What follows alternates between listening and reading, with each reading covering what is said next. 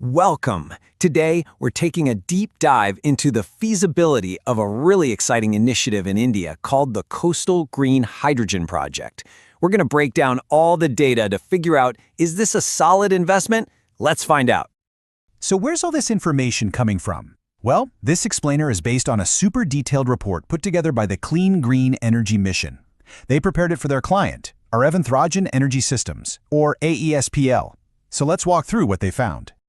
We've got a pretty clear agenda for today, but we're going to do things a little differently. We're actually going to start with the conclusion, the bottom line.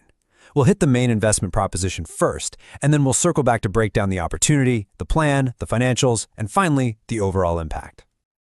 Okay, let's cut right to the chase and answer the most important question first. Is this thing actually a good investment? The next few slides are basically the executive summary you'd see at a board meeting. First up, the headline number. We're looking at a projected equity IRR of almost 30%. Now, just to put that into perspective for you, most green infrastructure projects are happy to see returns in the low double digits. So yeah, this figure is exceptionally attractive for investors. And check this out, the speed at which you get your money back. Investors can expect to recoup their entire initial investment in just a little over 3 years. A payback period that fast is a huge advantage. It massively de-risks the whole project from a cash flow standpoint. So, what's the price tag for these incredible returns? The total capital needed is estimated at about 4.8 billion Indian rupees. That's the all-in number to take this from an idea on paper to a fully commissioned operating facility. Okay, so with those really compelling numbers in our heads, let's zoom in a bit and look at what Project Coastal is all about and the opportunity it really represents. At its core, Project Coastal is a 10-megawatt green hydrogen plant. But here's the critical part. It's designed for complete energy independence. It's going to be powered entirely by its own dedicated renewable energy system, using some pretty advanced tech called proton exchange membrane, or PEM, electrolyzers. So, that brings us to the technical side of things. I mean, how exactly is this project going to generate consistent, reliable power to make all that hydrogen? And here's where the strategy gets really smart. By combining solar and wind power right there at a coastal site, the plan is leveraging two resources that perfectly complement each other. Solar powers the plant during the day, obviously, but coastal winds are often stronger at night. This creates a really stable, round-the-clock power source that keeps that electrolyzer working as much as possible.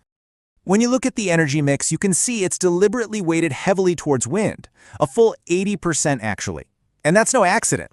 It's a reflection of the amazing wind resources at this coastal location, which lets the turbines be far more efficient and productive than the solar panels, driving the whole system's efficiency way up.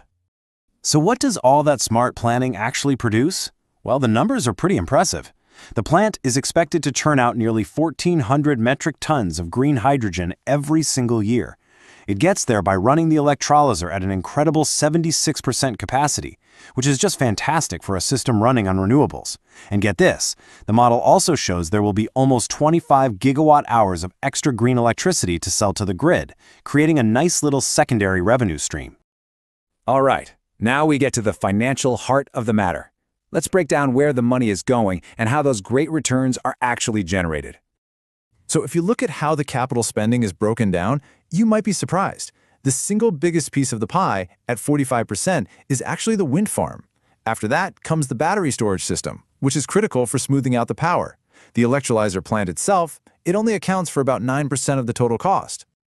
This summary table really pulls the whole business case together. The overall project IRR, that's the return on every single dollar invested, is a very healthy 11.45%.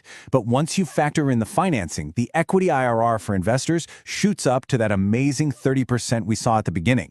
You combine that with a positive net present value of almost 1 billion rupees, and you've got a business case that's solid from every angle.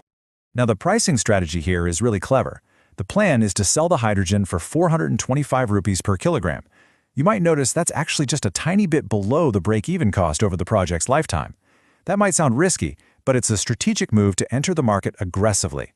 It's all supported by a planned 2% price increase each year, which ensures profitability grows as the project grabs market share.